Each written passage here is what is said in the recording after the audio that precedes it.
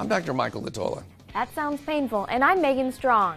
On today's Case of the Week, we introduce you to the concept of the occlusal stop. And can skipping out on your kids' nighttime brushing land you in jail? Fruitcakes, Vegemite, toothbrushes, are these things really edible? That and more on today's Chairside Live.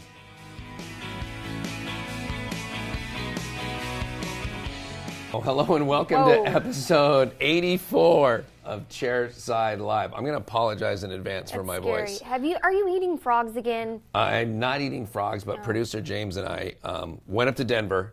I've seen one NFL game in my life, and James had not seen one. And a huge Broncos fan, grew up in Colorado, just loves the Broncos. And I had a friend who was able to get us a deal on some tickets, so we went up there to the game and sat there in what used to be Mile High Stadium. They have a new stadium now. And a mile into the air, we just sat and screamed the whole time as they destroyed the Patriots. And I have no voice. Yep.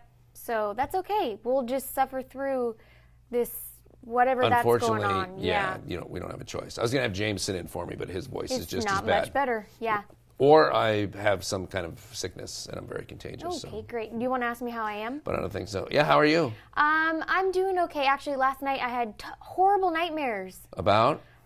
My brother was a murderer in my dream. It was so bad. Wow. What do you think that's related to your grandfather killing all those animals, or just you think it's totally separate? Separate, and it's way too soon, by the way. But so yeah. So when I have nightmares, I don't sleep well. Obviously, duh. But I wake up. Duh. There's my trademark slogan. But when I wake up the next morning, I just feel unrested. So I feel that way a little bit today. So here's to hoping that this episode goes smoothly with your voice. So between your 45 tired. minutes of sleep right. and my blown out voice, we're going to see what happens. Let's see how Well, it goes. the good news is we've got an interesting case of the week to get you started. I just happened to see a couple cases come across my desk with an interesting concept, the concept of the occlusal stop.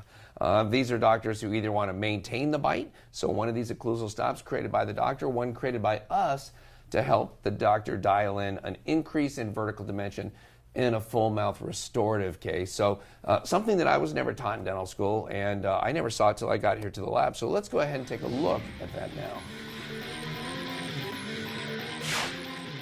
For today's Case of the Week, I wanted to share two cases with you that illustrate a principle that I was not taught in dental school and frankly did not see until I started practicing here at the lab. I don't know if it's more of an East Coast thing perhaps, but it's the concept of a bite stop. And what we have here is a dentist who prepared a bridge. He prepared a 3-unit bridge, and it includes the second molar, the last tooth in the arch. And we'll take a little closer look at it in a second. And one of the things that I love about what Frank Spear teaches, Frank Spear always says that you cannot get into trouble prepping a single unit crown unless it's a second molar. And that's the one time where if you have interferences there that you don't account for ahead of time, you can prepare the tooth, think that you have enough reduction. I've had this happen using depth cutters where I'll reduce a millimeter and then my assistant will bring the temporary to me and say, look, and there's practically a hole showing through there because now all of a sudden, after we adjusted it, the jaws have come closer together because of that prematurity on that second molar. And so Frank always talks about that. The only single crown that you can really kind of get into trouble with is on the second molar. And so what this doctor has done is left what we call a bite stop. And as we look, I'll spin this over, and you can see the entire tooth is prepared. Again, we have a 3-unit bridge here, except for that one cuss tip that has not been prepared. So that's actually at the original height. So the doctor prepared the margin. All he didn't do was do the occlusal reduction over there. And so he prepared it, had the patient bite down, and took the impression. And what this looks like now, when we close the model, is we have that cuss tip in contact to be able to set the pin for ourselves. And if we look at it from the back and zoom in a little bit, we'll see we have reduction. We certainly have enough reduction for the bridge. You can see if we get that in focus, there you go. There's the bicuspid with enough reduction. There's the molar with enough reduction, but we have contact with that one stop. And the doctor's telling us this is the vertical dimension where I want this to occur and didn't want it to collapse at all. And so we mount the model with that little bite stop on there. And then what we do is simply make one of two things, but the easiest thing for us to do is to do a reduction coping. And that's usually what we're going to do is knock that off, or make a reduction coping and then grind it down so that we've got a reduction coping, or knock it off and then make a reduction coping with or without a hole based on the doctor's preferences. I like ones with a hole, but certainly you could use one without a hole as well. And so the doctor has one of two options. He can either, as soon as he takes this impression and the bite and sends it to us, he can knock this off at that time and then make a temporary that goes over there. And he'll leave that a little more tooth structure than he thinks we're going to need. But even if he goes a little too far, it's not going to matter. As long as when we send him the reduction coping, it fits right onto that tooth, he'll know that he reduced enough before he made the temp. But I've seen some doctors leave that there based on how much tooth structure is there. So there'd be a temporary around the bicuspid, a temporary pontic, and then a temporary all the way around here, except you'd actually have the tooth showing through right there. And you'd polish the temporary back so that you'd have that tooth sticking through the actual temporary itself. And then the doctor would take our reduction coping with the hole in it, set it over the tooth, and then prep that down until it was level with the reduction coping. In fact, I'll often use a football burr just to give myself a little bonus reduction with that type of reduction coping because of the convex shape of the burr. Or, as I said, the dentist could just prep this down right now until it was even, the same thing we're going to do and approximate it. And then when he tries on our reduction coping, he'll know if he reduced exactly the right amount, a little bit more, or not quite enough when he does that. So it's a nice little way on those second molars to make sure that you maintain the vertical that you want to maintain by leaving that there, and we're more than happy to do that. And then another doctor with the same concept. This case got out the door before I had a chance to actually bring it in and show it to you. But this doctor's opening the bite on a full mouth case. And so he's gone in and prepped all the teeth except for one. But you can see the space here between that virgin tooth and what we've done across from it. So he's opening the bite, and he's doing this based on the CEJ measurements, sometimes called the Shimbashi measurement, where you measure from CEJ to CEJ from an upper tooth to a lower tooth. And he's prepped these teeth and put the temporaries in at the patient's existing vertical dimension, opened it a little bit, but then he wants us to open it even more. And so what we've done is open it according to his prescription, and then we've put some little support bars in here. We've soldered on, you can see these pads that we've soldered on, so that when he tries this in the mouth and has the patient bite together, he can check whether or not this vertical dimension is correct before the porcelain's applied to all of these units. And so it's a nice way for him to be able to go in with the metal try-in. And first of all, he's going to take an Explorer and check, obviously, the margins of all these units. Make sure there's no rock and make sure it fits. I like how we've got a separate bridge here. No reason to try to cross the corner and go back there and connect it all if we don't have to.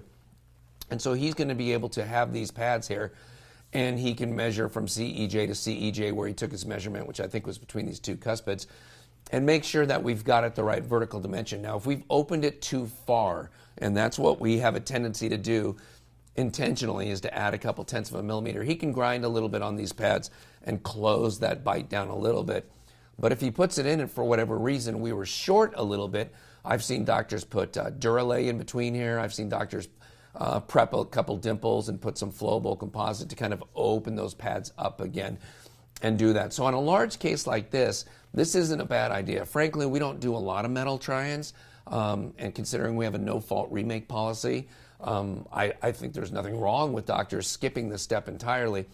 But if you're going to open the bite on a full arch, full mouth case like this isn't a bad idea to be able to go in and try this in and measure the vertical and see if you are where you want to be. If you make adjustments to these pads and close it, or add something and open it, then we will remount it to that vertical dimension and then build the ceramics on here and send it back to the doctor. So a couple interesting cases that I wanted to show you of a doctor leaving an occlusal stop on a natural tooth, and then us adding some occlusal stops in metal on a metal try-in. One is aimed at preserving the existing occlusion, and one is aimed at opening the bite and getting an accurate representation of that. We're happy to do either of these with you. Now let's go to a segment we call the YouTube Comment of the Week.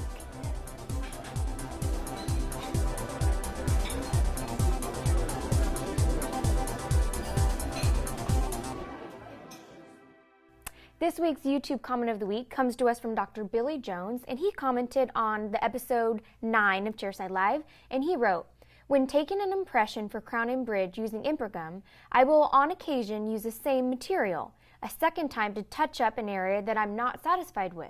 If I understand the video correctly, this is not advisable. Is that correct in your opinion? Thank you for the question, Billy. Episode 9. What are you, like 100 years old? I don't even remember making that episode. I'm scared to see what my hair looks like. Oh, I still had hair in episode 9. That's how long ago that was. And, you know, Billy, I did used to try that myself. I would take an impression, I'd take it out, and I go, oh, it looks pretty good except for the distal margin. And I would try to add just a small amount of impression material there and hope it would fill in that little void instead of taking another one. But it seemed like those were always units where I ended up having problems. And one of the issues is you end up getting, you know, what we would refer to as a double impression, because typically when you have a void in an impression, you can't put just a small enough bit of material so that you don't overlap with other good material on the inside of the impression. In fact, as Megan slides this over to me, I pulled up an image that I want to share with you, Billy. And as you look at this, this is somebody who originally took it in pink material and then added the green material because he missed a little bit of the margin, and then added the orange material to pick up another spot and then sent it in. The other thing I noticed is that there's blood all over this impression. And first of all, you're going to want to clean that up before you send it in, just so we, you know, it looks to us like, oh, they really tried hard here. This looks like a crime scene, you know, this impression. And so you're going to want to go ahead and just feel free to destroy some evidence and clean that up. But when we actually got this impression and poured it up, the orange and green layer are literally a millimeter or two higher out of the impression than they should be. So even when we pour this up, the prep ends up being way too far away from the adjacent teeth. And so it's really difficult to do it when you get a double, or in this case, a triple impression. The right way to do it is either grind out the entire area and retake it, but sometimes you just got to toss that impression, grab another tray, and take a second one. And sometimes maybe ask, well, why did this happen in the first place? You know, I can say that my incidence of getting voids on impressions has gone way down since I started doing a couple things, making sure that patients were actually keeping up on their hygiene schedule before we did restorative dentistry, especially in the anterior region. Getting people with questionable gingiva to start using tooth and gum tonic from Dental Herb Company a week or two before we do it. Now, granted, we photograph almost all, if not all, of our dentistry, so we need to have good-looking gingiva to make sure we can do it. And second of all is that two-chord technique, and I know I sound like a broken record always talking about the two-chord technique. Certainly that's what I'm going to do in the anterior. In the posterior, I could do it with the diode laser as well and get the same effect, get the same result, I should say. I'll lose a little vertical tissue height, but in the posterior, that's not as big of a deal as it is in the anterior. But if I do still take an impression, turn it over, things look good around the margin except for on the distal, and I've got a void there, I'm just going to chuck the impression and take another one. If it was because of bleeding, that first impression, the polyvinyl will stop the bleeding for the second impression. And typically with the two-chord technique, that bottom chord will still be in place, and so I've got time to take another impression. So if you think about it, when that top number 2 chord comes out, it takes me about 27 seconds to get the impression material into the sulcus, and it sets. So the gingiva has not come back all the way against the tooth. When we take that impression out and I look at it, if there's a void, the tissue's still away from the tooth. It's moving back towards it again. But for the last 5 minutes, that impression has been setting in the sulcus, so I have time to take another one. If that 00 bottom chord came out in the impression and I have some bleeding, then I'm likely to hop in with some Viscostat Plus from Ultranet to go in and stop that bleeding while the sulcus is still open, or I've been known to hop in even with a diode laser at that point and do a little more retraction and or coagulation to get a second impression. I've just always found that when the patient's paying $1,200 for a crown and I want to make sure I get the best fit possible, that adding impression material to existing impression material never works. There always seems to be an issue with the fit or rocking of that crown when it goes into place. On the other side of the story, if you're taking digital impressions, there's many systems now that will, including like the KNet and Sirona Omnicam, that will allow you to take a digital impression, and if in fact you do have somewhere on that scan where you have a bubble or you have an area where the tissue is touching the tooth or there was some saliva, you can virtually cut that out, rescan it, and the software will stitch that back in. So one of the advantages of digital impressions is that you can actually do what you and I have been talking about doing with the conventional impression. Where it doesn't work, it does work with a digital impression. So Thank you for that question. I appreciate it. And what does Billy win for being the YouTube comment of the week? Well, Billy, how about this photograph? And Billy, let me just say this. Don't be a hero. You don't remember that, do you? Billy, don't be a hero. No idea what it's you're a talking 70s about. reference. Sorry. It's a song from the 70s. Oh, I'll play it for gotcha. you as we go into the break. You'll was love it. A couple You'll be decades humming it before I all was day born. long. I'm sure. This photo is actually pretty funny, as they usually are. Just my mouth is open, just thinking, what? I'm probably just floored at what you just said. You appear to be asleep. I think you nodded off. Whatever I was saying was so boring. It was another sleepless night. Oh, right. And there you are, nodding off. Well, I'm going to throw in, even though he didn't ask something about preparations, Billy, I'm going to send you the reverse preparation kit. This has something to do with impressions because as part of the reverse preparation technique, as soon as we break the contacts, that 00 cord goes into place. At the end of the technique, the 2 cord goes into place for 8 to 10 minutes. And so cord packing and the 2 cord technique is wrapped up with the reverse preparation technique. So I will send you the kit. Go to glidewelldental.com and check out the video on the reverse preparation technique if you haven't tried it before. If you've got an average set of hands, or maybe you're like me and have a below average set of hands, I think you're going to find this technique helps out a lot. All right, thank you, Billy. You got any news today? I do. A Florida mom was arrested for child neglect after 2 young children were found with extensive caries and decay. The children, ages 2 and 3, each needed to have 6 teeth extracted. An investigator said that one of the children even had to go to the ER due to severe oral infections. The mother said she hadn't taken her kids to the dentist because she didn't have insurance, despite the fact that police said she was offered help, which she did not take. She is currently in custody. Whoa, whoa, whoa. Stop the clock. Since when can you be arrested for allowing your kids, to get cavities? There's a thing called Baby Bottle Tooth Decay. And if you Google it, you'll see it's from moms who don't know any better, I would assume, putting kids down with milk in their bottle. They fall asleep. Their salivary flow stops. Their teeth are soaking in this sugar solution. And they get baby bottle tooth decay, and they needing, 6 extractions like this. And oftentimes we'll have to go to the ER to go under to do these on a 3-year-old. But this is the first time I've ever heard of a parent being arrested for that. I mean, I don't know. I saw this story too, and I looked to see if there was more to it, but it's just odd to think that you could be arrested and actually go to jail, be held in custody because your kids have too many cavities. I'm not sure where the Mason-Dixon line is. If they only needed 2 teeth extracted, would it just be a misdemeanor and a slap on the wrist? Or? See, I don't know, but to me, it doesn't seem too outlandish because if it's a form of neglect, if you see that your children have, oral disease and, they would, if you're not giving them the care that they need, then for me, that constitutes neglect. And so I could see where she could get in trouble with the law. And also it gives me pause when I see that she says that she didn't have insurance, which, okay, but then she was offered help and did not follow through with that. And so if she really was caring for her children and wanting the best for them, you'd think that she would take the offer to get help for them, but just to ignore it and let the decay and continue, to me is just, I see it as a form of neglect, and well, we don't know how much decay she knew was there, or whether or not the teeth were going to need to be extracted. I've seen moms bring kids into me before, older kids, 6, 7, and 8, who needed 7, 8 fillings. It never occurred to me to make a citizen's arrest on the spot and cuff her. Cuff her and drag her out in the plastic riot cuffs while I do the work on the kid, and she gets taken away down to the jail for processing. But I don't know, maybe it's just a Florida thing. Right. Stop. But I wonder if there is, and there wasn't any more details on it, but I wonder if there's more to the story. Right, that's what I feel like there's more to the story. Like if there's more... Like they were malnutrition, or there was something else, or the electrical bill hadn't been paid that just didn't get reported. But all right, I was surprised because I've seen kids who you can make an argument their dental needs had been ignored, and it just never occurred to me to go ahead and get mom spread eagle against the wall, frisk her for weapons, and then arrest her. But all right, anything else? Yes. A company has developed a dissolvable, single-use, edible toothbrush.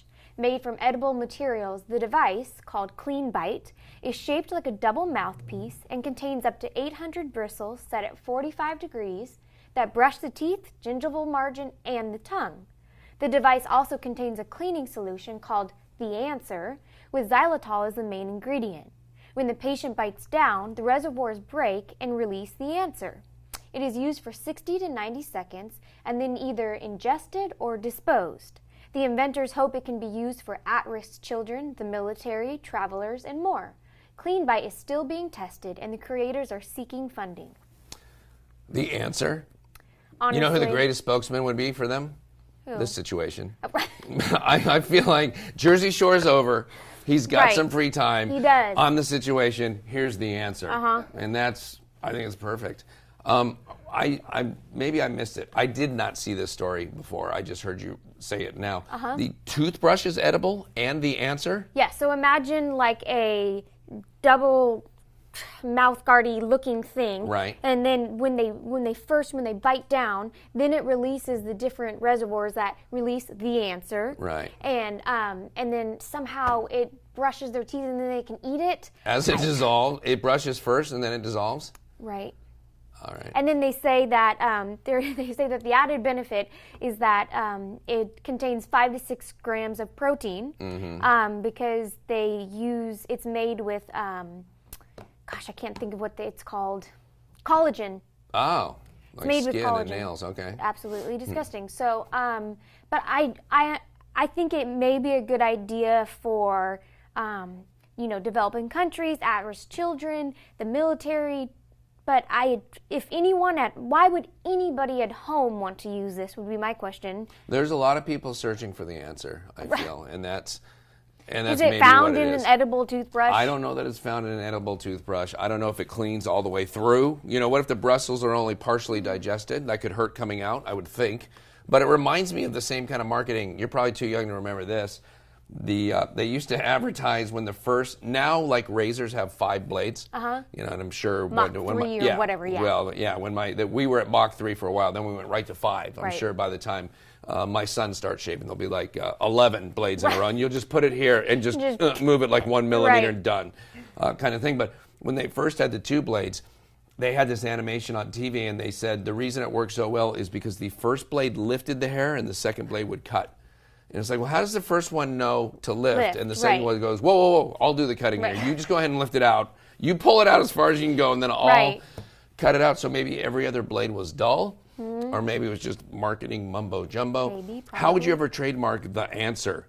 Right, I don't know. I mean, it's just really silly. The whole thing's hilarious. Is it a French company? Is that what you said? No, I think they're local. I think they're France. based in America. Apologize for that. But it's so strange to me. And then you brought up that point. I hadn't really thought about it that hard, but you're eating the bristles? Like that? Yeah. Ugh. Right. And you're supposed to brush twice a day. I mean, how many of these things can you put down a day? Or is it just like an emergency kind of thing? I think that's what it's trying to be marketed towards, for the military when they're overseas and maybe, out on a mission or whatever. But it's just so strange to me.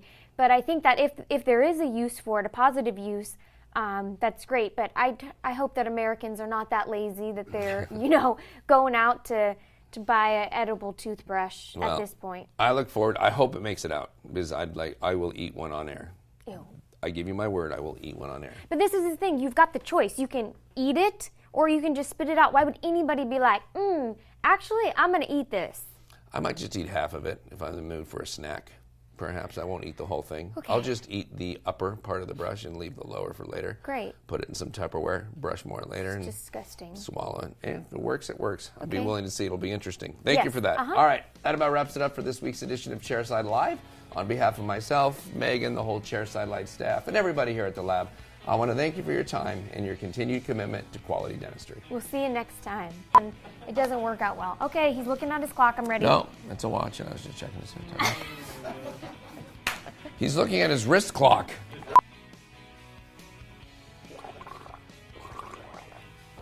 Ready? All right, great. Billy, yes, that is correct in my opinion, and I used to try that, and I've tried it several times. Oh my gosh. 1 second. Thank you for that, Dr. D. Oh my gosh. Do you want to ask me how I am?